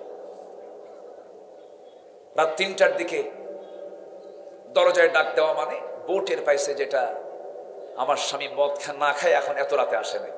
দরজা খুলতেই ভয় পাচ্ছে। ছেলেকে ডাক দিয়ে বলে, বাজান আয় তো, তোর বাপ আসছে, দরজা খুলতে হবে। ছেলেরা তো জানে বাবার কাণ্ড কিছু বোঝে তো বড় ছেলের সাথে নিয়ে বউ চলে আসছে দরজা খুলতে। দরজা যখন খুলছে, স্বামীর চেহারার দিকে তাকায় দেখে চোখ লাল টকটকা, মানে ভাবি আলাদা, লাল টকটকা চোখ নিয়ে বউয়ের দিকে তাকায় বলে, আম্মা আসসালামু আলাইকুম। আম্মা আসসালামু আলাইকুম। কি বলছে? বউ কি আম্মা? আচ্ছা, ও কি বলছে না মদ খায় বলছে? বলেন, ও কি সুস্থ না অসুস্থ? অসুস্থ। বউরে আম্মা কইছে। আম্মা বলার সাথে সাথে এখন বউকে, হাইরে আমার পোড়া কপাল, তোমার কি একটু হুঁশ হলো না? পাশে একটা ছেলে দাঁড়ায় আছে, ওর সামনে তুমি আমারে আম্মা বলে ডাকো। ছেলের দিকে তাকায় বলে, দুলা ভাই আসসালামু আলাইকুম। বলবেই তো, হেড অফিসে সমস্যা। তাহলে এই লোকের দ্বারা নিজের বউ আর ভাইয়ের বউ পার্থক্য করার ক্ষমতা আছে? বলেন তো, পার্থক্য করার ক্ষমতা আছে? কোনটা নিজের বউ আর কোনটা ভাইয়ের বউ? কোনটা নিজের বউ আর কোনটা আমার ছেলের বউ? যে নেশা করলে পরে এটাকে পার্থক্য করতে পারে না, সেই মাদক, সেই নেশা কি হালাল হতে পারে? আসতে বলবেন না, পারে? পারে না। আল্লাহ তাআলা বলছেন, বান্দা ভালো কাজ করে আসো, হারাম কাকে ছাড়ো। সারা জীবন তাসবিহ তাহলিল করলাম, তাহাজ্জুদ পড়লাম, আওয়াবিন পড়লাম, নফল পড়লাম, কিন্তু সুদের মধ্যে জড়িত আছি। সারা জীবন আপনি এগুলো নফল নামাজ পড়েন নাই, কিন্তু সুদ খান নাই, এটাই আপনার জন্য ভালো। কথা কি ক্লিয়ার? কথা কি বোঝা যায়? কিছু নফল ইবাদত বাদ পড়ে গেছে, জিকির আজকার কিছু বাদ পড়ে গেছে, এটা আপনার জন্য বড় প্রবলেম নয়। বড় প্রবলেম হয়ে যাবে কিয়ামতের দিন আপনার জন্য বড় বড় গুনাহ। আল্লাহ বলছেন, বান্দারে বড় বড় গুনাহ যদি ছেড়ে দাও, ছোট ছোট গুনার দিকে আমি আল্লাহ নজরই দেব না, মাফ করে দেব। আল্লাহ রাব্বুল আলামিন সুন্দর করে বলছেন, ইন তাজতানিবু কাবাইরা মা তুনহাউনা আনহু নুকাফির আনকুম সাইয়্যাতিকুম ওয়া নুদখিলকুম মুদখালান কারীমা। বান্দা তুমি যদি বড় বড় গুনাহগুলোকে ছেড়ে দাও, ছোট ছোট গুনার দিকে আমি আল্লাহ তাকাবই না, সবকিছুকে মাফ করে আমি তোমাকে সম্মানজনক জান্নাত দিয়ে দেব। এই জন্য বড় বড় কবিরা গুনাহগুলো করা যাবে না। আলা উনাব্বিউকুম বিআকবারিল কাবাইর। ও সাহাবীরা, আমি কি তোমাদেরকে বড় বড় কবিরা গুনার কথা বলবো নাকি? হ্যাঁ রাসূল, আপনি বলুন। রাসূল বলেন, নাম্বার 1 আল ইশরাকু বিল্লাহ, আল্লাহর সঙ্গে শিরিক করবা না। নাম্বার 2 উকুকুল ওয়ালিদাইন, পিতামাতার সঙ্গে খারাপ আচরণ করবা না। নাম্বার 3 কাউলুজ জুর, বাজে কথা বলবা না। আমার বন্ধুগণ, এই 3টা বড় বড় গুনাহ আজকের সমাজে আছে না নাই? আসতে বলবেন না, আছে না নাই?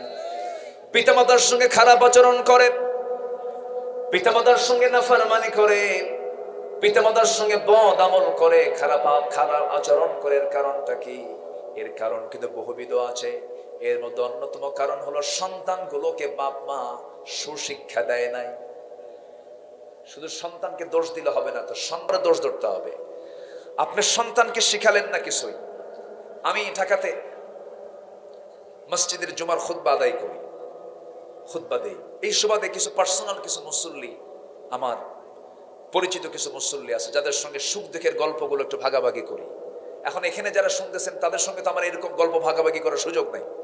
আপনার মনের দুঃখ, আমার কথাগুলো আমি তো বলতে পারবো না, কারণ আমি একদিনের জন্য এখানে আসছি। কিন্তু জুমার নামাজ কি একদিন? মাঝে মাঝে যাওয়া হয়, পরিচয় হয়।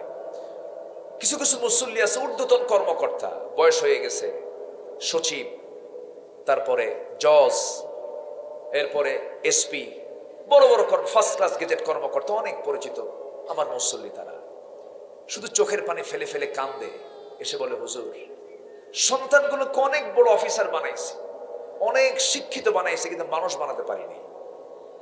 বললাম, মানুষ বানাতে পারেননি মানে? যারা অফিসার, যারা বড় বড় কর্মকর্তা, তারা তো মানুষই। হুজুর আসল মানুষ বানানোর জায়গা আমি দেই নাই। মানে বলেন? হুজুর আমি সন্তানগুলোকে ডাক্তার বানালাম, ইঞ্জিনিয়ার বানালাম, জজ বানালাম, মেজর বানালাম, কর্নেল বানালাম, কিন্তু আমি আল্লাহওয়ালা বানাতে পারিনি, বুজুর্গ বানাতে পারিনি, সুশিক্ষা দিতে পারিনি। কেন? আমার সন্তান আমাকে দেখারই টাইম পায় না। আমার সন্তান আমাকে দেখার টাইম পায় না। তাহলে মানে কি?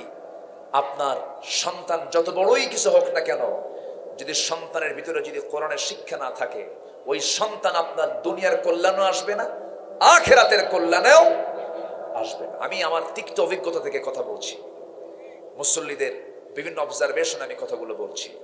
নিজের চোখে দেখা গাজীপুরের বৃদ্ধাশ্রমগুলো দেখেছি।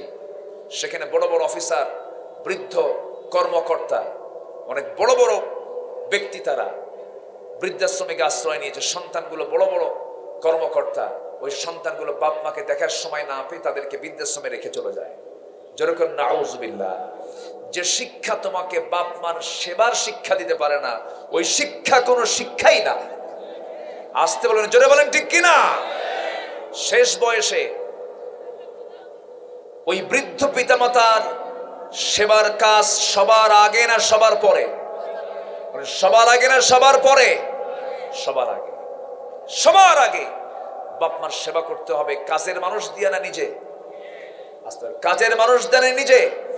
আমার মা আমার সেবা করেছেন অন্যকে দিয়ে না নিজেকে দিয়ে?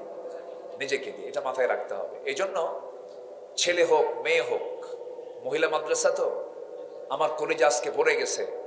5 জন ছাত্রীর বাবার মাথায় আজকে আমরা রুমাল তুলে দিয়েছি, টুপি মাথায় পরিয়ে দিয়েছি। ওই 5 জন বাবা গর্বিত বাবা, তারা দাওরায়ে হাদিস কমপ্লিট করেছে। মানে কি জানেন? কোরআনে কারীমের পরেই যে হাদিসের যে কিতাবের স্থান সেটা হলো বুখারী। এই বুখারীটা তারা টোটাল বুখারী তারা পড়া শেষ করেছে। জোরে কোন আলহামদুলিল্লাহ। তাহলে একটা মা যদি, একটা নারী যদি একটা বুখারী শরীফের মতো এই বিশাল বড় কিতাব, সিয়াসিত্তার ভিতরেও আবার 1 নম্বরে যে হাদিস গ্রন্থ সেটা হলো বুখারী, এই বুখারী যদি শেষ করতে পারেন কোন একটা মা, অন্তত যদি একবার পড়ে চোখ বুলায় যদি পড়তে পারেন, দিনের কিন্তু অনেক জ্ঞান তার হাসিল হয়ে গেছে বলে গণ্য হয়ে যায়। এই মার পেট থেকে কি চোর তৈরি হবে? আস্তে করে। এই মার পেট থেকে কি চোর তৈরি হবে? ফলন ভালো হয় কখন? যদি বেসন ভালো হয়। এলাকায় বেসন কয় না কি কয়? বেসন কয়। বীজ ভালো হলে তার ফলন ভালো হয়। তাহলে এখন বলেন তো, ছেলে সন্তান বেশি মাদ্রাসায় পড়া দরকার না মেয়ে সন্তান বেশি মাদ্রাসায় পড়া দরকার? ছেলেদের দরকার নেই? হ্যাঁ, আমি এই জন্যই প্রশ্ন করছি। উনি খুব সুন্দর করে উত্তরটা দিয়েছেন। একদম আমার প্রশ্ন ছিল ক্রিটিক্যাল, উনি উত্তর দিয়েছে খুব ক্রিটিক্যাল করে। আলহামদুলিল্লাহ। তাহলে সন্তান মাদ্রাসায় দিতে হবে, ছেলে হোক মেয়ে হোক। মিন যাকারিন ওয়া উনসা, ছেলে হোক মেয়ে হোক। চোখ বন্ধ করে আগে কোথায় দেব সন্তানকে বলেন? আরো জোরে বলেন, আরো জোরে বলেন। এখন প্রশ্ন, অনেকে বলে হুজুর মাদ্রাসায় তো দেব, কি করে খাবে? কি বলে কি করে? উনি মাদ্রাসায় পড়ছেন, পরিচয় দিয়েছেন, উনি হাটহাজারী ছাত্র না? পটিয়া থেকে উনি দাওরায়ে হাদিস কমপ্লিট করেছেন। এখন উনি কি করেন? ব্যবসা করেন। তাহলে ওনার বাবা যখন মাদ্রাসায় দিচ্ছেন তখন কিরকম চিন্তা করছিল যে কি করে খাবে?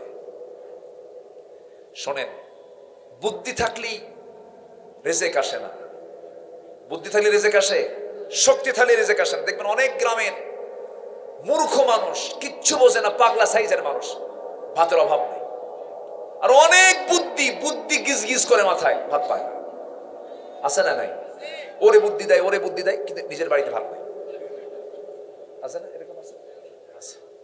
আচ্ছা, বনের রাজা কি? বনের রাজা সিংহ, ও কিন্তু মাঝে মাঝে এত শক্তি, ওর মাঝে মাঝে শিকার করতে না পেরে না খেয়ে থাকে, খাবার পায়। তাহলে শক্তি থেকে কি খাবার আসে? আবার দেখেন ছোট্ট বাবুই পাখি, সেই বাবুই পাখি বাসা বাঁধে কোন গাছে? কোন গাছে বলেন? দুর্বল গাছ না মজবুত গাছ? এই বুদ্ধি দিল কে? আল্লাহ। এবং যে ডালে বাসা বাঁধে সে ডালটাও কি দুর্বল? খুব মজবুত ডাল। এটাকে সে সিলেকশন করে এমন সুন্দর বাসা বানায়। আমার তো মনে হয় পৃথিবীর কোন আর্কিটেক্ট, কোন ইঞ্জিনিয়ার, আমার মনে হয় বাবুই পাখির মতো একটা বাসা সব ইঞ্জিনিয়ার এক জায়গায় হলো বানাতে পারবে না। পারবে?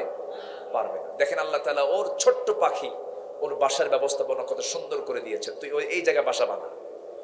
এবং সেই বাসার ভিতরে আছে হলো ড্রয়িং রুম, ডাইনিং রুম, আবার আছে হলো মাস্টার বেড। বাবুই পাখি তার বউ নিয়ে মাস্টার বেডে শুয়ে থাকে। কোনো অতিথি যদি আসে, এসে ওই বেলকনিতে এসে একটা কলিং বেল চাপে। বেডরুম থেকে পুরুষ বাবুই পাখি বের হয়ে এসে ঠোঁটের সঙ্গে ঠোঁট মিলাই দিয়ে সালাম কালাম দিয়ে বলে, দোস্ত আসছো, ভালো কথা, এই যে ড্রয়িং স্পেস, সোফা সেটে বসো, ভিতরে বউ শুয়ে আছে, পর্দার খেলাফ হয়ে যাবে। আল্লাহু আকবার বলবেন না?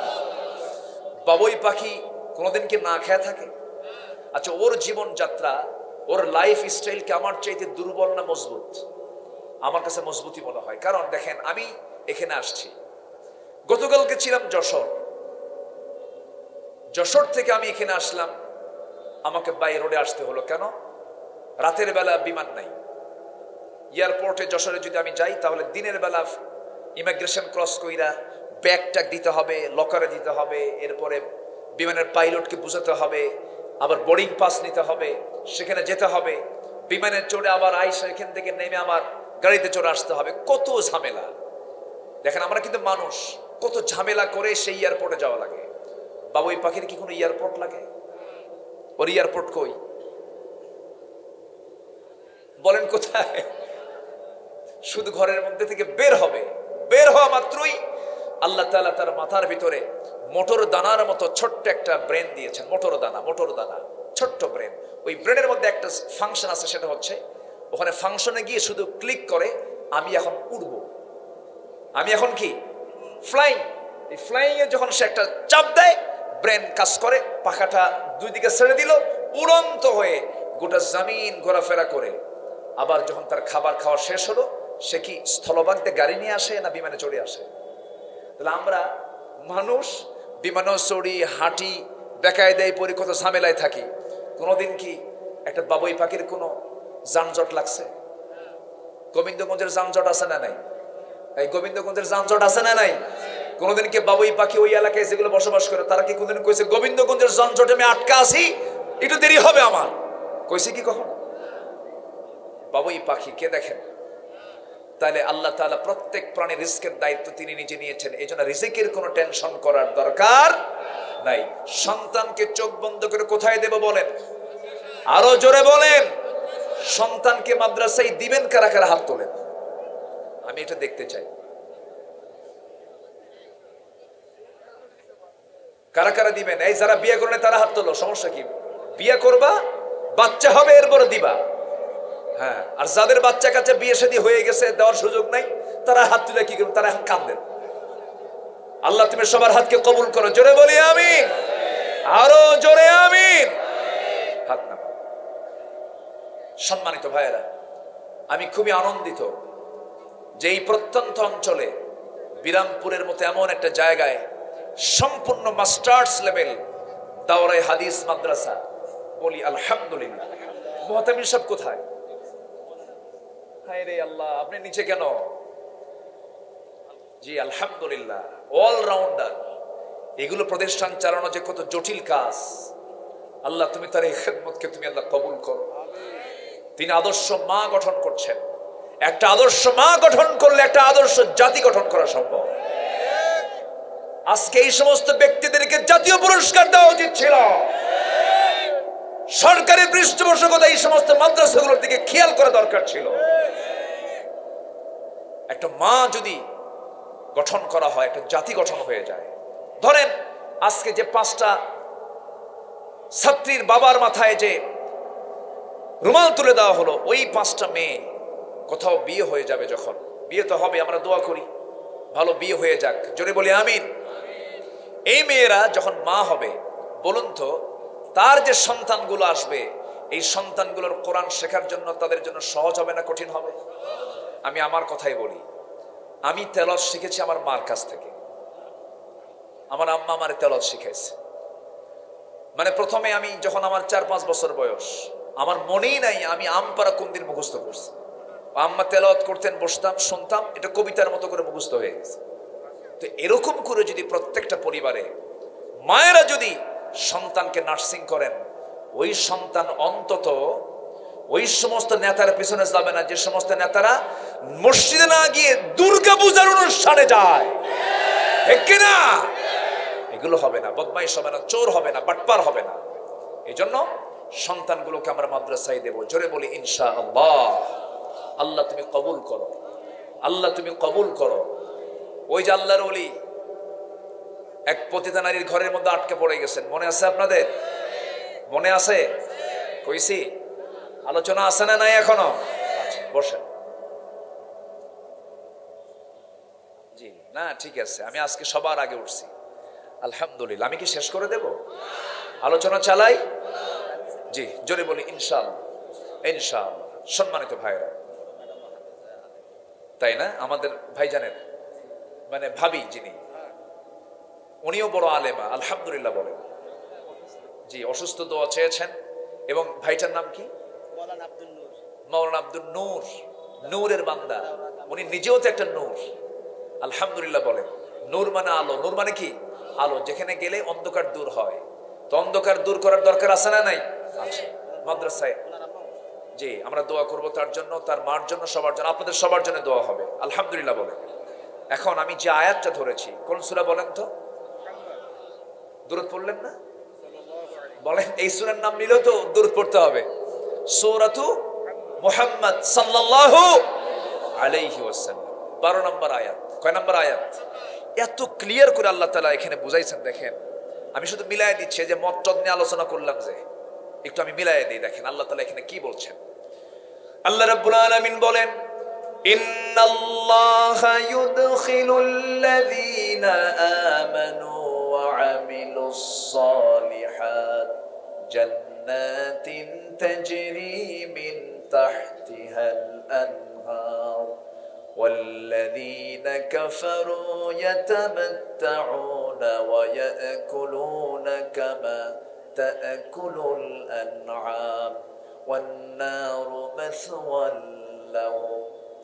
ঈমান যারা আনবে, সৎকর্ম যারা করবে, আল্লাহ তাদেরকে দাখিল করবেন জান্নাতে, যার নিম্ন দেশে নদী প্রবাহিত, যার নিম্ন দেশে দরিয়া প্রবাহিত। আর যারা কুফরি করবে, যারা ঈমান আনবে না, ঈমান আনবে আবার কুফরি করবে, যারা মুনাফিকি করবে, যারা ঈমান পরিপন্থী যারা কাজ করবে, আল্লাহ তাআলা তাদের ব্যাপারে বলছেন, এরা ভোগ বিলাসে মত্ত থাকবে। দুনিয়ার ভোগ বিলাস মানে সেখানে এক নাম্বার হলো কি? মদ। এক নাম্বার কি? মদ। ভোগ বিলাসে যারা মত্ত থাকবে, ভোগ বিলাসে যারা মশগুল থাকবে, আল্লাহ তাআলা বলছেন তাদের খাবারটা কেমন? আল্লাহ তাআলা বলছেন, ইয়াতামাত্তাউনা ওয়া ইয়াকুলুনা কামা তা'কুলুল আন'আম। এই সমস্ত ব্যক্তিদের খাবার হলো, তারা জন্তু জানোয়ারের মতো তাদের পেটটা শুধু পুরা করে। জন্তু জানোয়ার যেমন সে কিছুই বোঝে না, উদর পূর্তি করে সে শুধু শুধু খায় আর ঘুমায়। এই সমস্ত ব্যক্তির পরিচয় হলো জন্তু জানোয়ারের মতো, তারা শুধু উদর পূর্তি করে। আল্লাহ তাআলা বলছেন, এই সমস্ত বান্দার জন্য ওয়ান-নারু মাসওয়াল লাহুম, এই সমস্ত বান্দার জন্য আল্লাহ তাআলা জাহান্নামটা নির্ধারণ রেখেছেন। জোরে কোন নাউযুবিল্লাহ।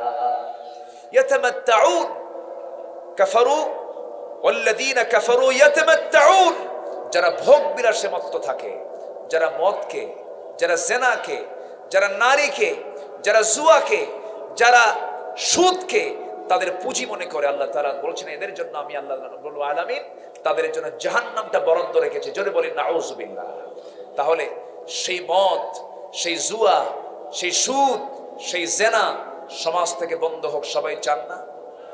সবাইকে চান না আপনারা? যদি চান তাহলে সমাজে চালু করতে হবে কার বিধান? আসতে বলবেন না, কার বিধান? সেই বিধান কেমনি চালু হবে? একটা বিষয়কে বিজয়ী করার জন্য সেখানে ঘাম ঝরানোর দরকার আছে না নাই? দিন কায়েমের জন্য শুধু ঘাম ঝরালে জান্নাত পাওয়া যাবে না। দিন কায়েমের জন্য আল্লাহ শর্ত জড়িয়ে দিয়েছেন, জান দিতে হবে, মাল দিতে হবে, আমি তোকে জান্নাত দিয়ে দেব। রাজি আছেন কারা কারা? হাত একটু উঁচু করে দেখান মুসলমান।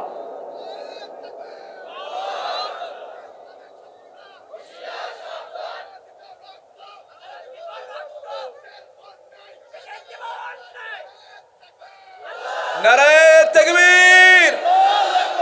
দিয়েছি তো রক্ত, দেখেন কিচ্ছু কয় না, সব চুপচাপ। মানে যত রক্ত লাগে দেব, প্রয়োজনে লোক পাঠাবো, আমি যাব না।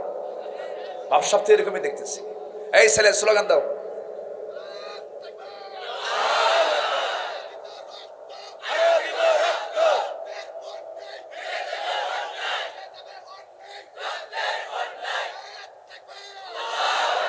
এবার হয়েছে ইমানদারের মতো কথা।